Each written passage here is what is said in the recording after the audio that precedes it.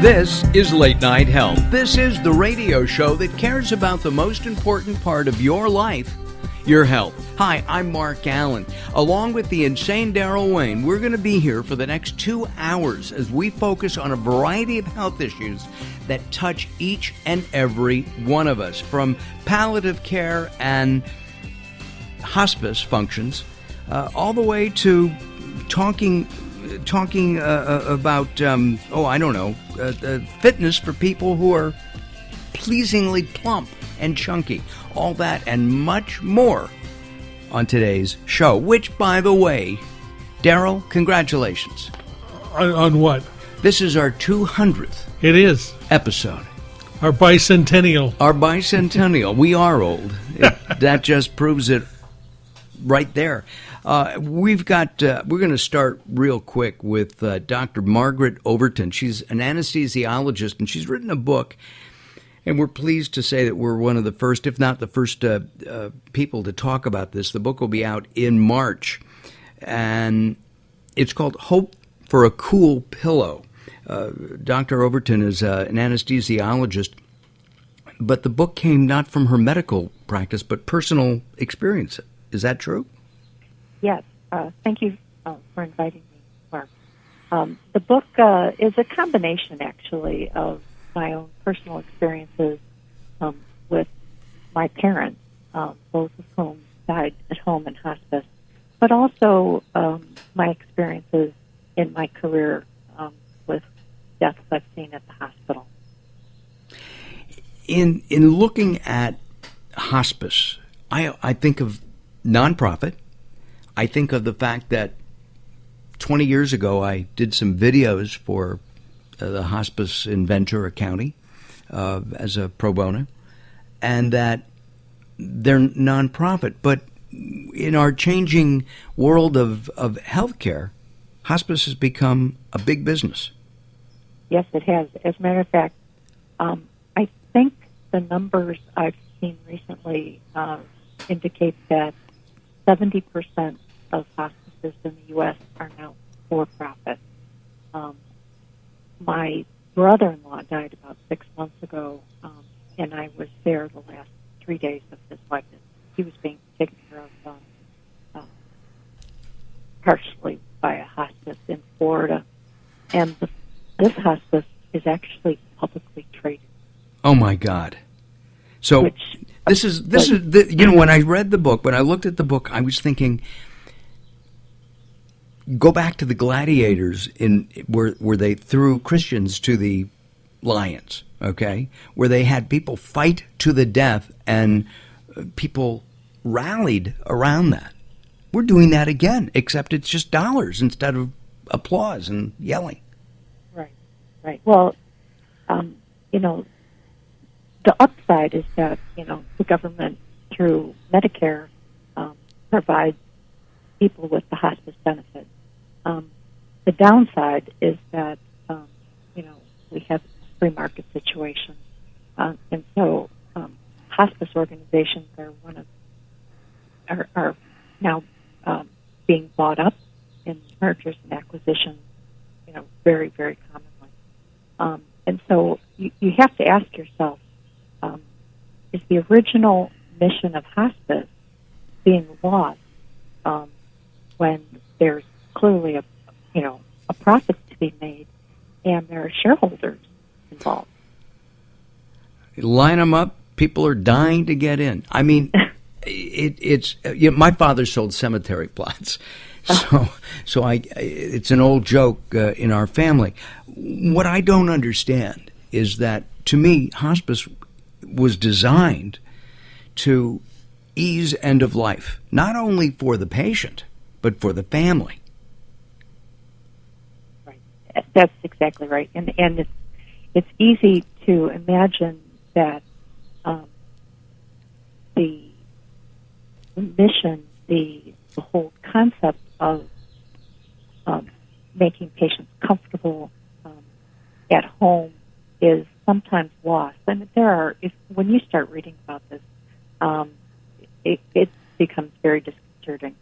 The Washington Post did a series of articles in 2014 looking at a number of the whistleblower lawsuits, and looking at, thousands and thousands of hospice records. Things are getting a little bit better, I think. Originally, hospices were only evaluated by the government, by Medicare, once every 6 years or more, and now they're being evaluated once every 3 years. But they don't have to be voluntarily accredited. So one of the things that I recommend, and just to be clear, I'm not a hospice physician. I'm just somebody with experience from my own personal life with hospice. I suggest that people really shop for hospice, and they educate themselves about what is good in hospice and what is not, and that you go online, do some research, and figure out what are the good hospices in your area. Sometimes you don't have a lot of options, and just because a hospice is for profit doesn't mean that they're not good. They can be very good. But when I think of hospice, when I got the book, my thought was clear. Hospice were a group of volunteers. They sometimes raised money. They may have had 10 beds available. Often they would come and do palliative care in one's home, and it was a giving back, a paying forward, if you will, kind of experience. And the fact that people are making big dollars, I think you told me that one of the CEOs is making over $1 million a year. Oh, one of the CEOs of a publicly traded hospice in the U.S., which is, I think, the largest in the U.S., is making $3.7 million in straight salary in 2014, plus had another equal amount in exercise stock options. Well, that's almost as much as doctors make in hospitals, right? Yeah. Right. Our guest is Dr. Margaret Overton. Not only is she an MD, she's a mom of two, and she went back to school and got an MFA in writing from the School of the Art Institute of Chicago. So a very bright woman is our guest here. We invite everybody to join us at latenighthealth.com. Brand new website, 200th celebration of our show, and coming up on 4 years that Daryl has been putting up with me, and I really appreciate that. A little bit later in the show, we're going to be talking about listening for what matters, avoiding contextual errors in healthcare. When doctors have 4 minutes to talk to you in their offices, and they may say, do this, and they should have been saying, do that. We'll find that out in our next segment here on Late Night Health with Doctors Weiner and Schwartz coming up in about 12-15 minutes from now. This is Late Night Health, and we are talking about hope for a cool pillow. Dr. Overton, what does the title Hope for a Cool Pillow mean? Hope for a Cool Pillow is loosely derived from a Billy Collins poem, but it refers to the comfort of dying in a place that is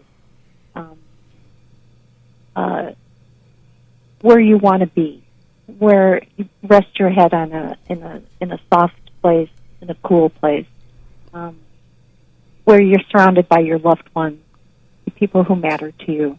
I think it's the idea that at the end of life, we want to be in control, and that if you have the cool pillow represents one of many things of being at home in a familiar environment, perhaps not in a hospital, a cold-hearted environment, but in a place that is familiar to you, surrounded by your loved one. And that's really what we hope for at the end of life, is that we're someplace comfortable. Laying on a cool pillow, especially during the summer, I mean, it brings up good feelings. It just is. And laying down for the last time, I suppose, and Right. being comfortable is what the purpose of the book is, to learn how to make your loved ones or yourself more comfortable as end of life happens. With palliative care, which is a new medical specialty, with doctors and nurses and psychologists all getting ready for the end of life and celebrating that person's life, is, to me, quite amazing. Right. Because it does take care of a lot of issues. And I had a little experience with palliative care and hospice when my mother was making the transition, passing, and when she died. And we'll talk about that when we come back. Margaret Overton is our guest. Hope for a Cool Pillow is the name of the book. It's out this week in March 2016. We'll find out how to get it when we come back as well. All right, Margaret and I will be back. Lots more happening here on Late Night Health. Join us at latenighthealth.com. Push the buttons, and you'll be able to pick us up 24 hours a day and listen to more than 400 hours of Late Night Health. More coming up. Don't go away.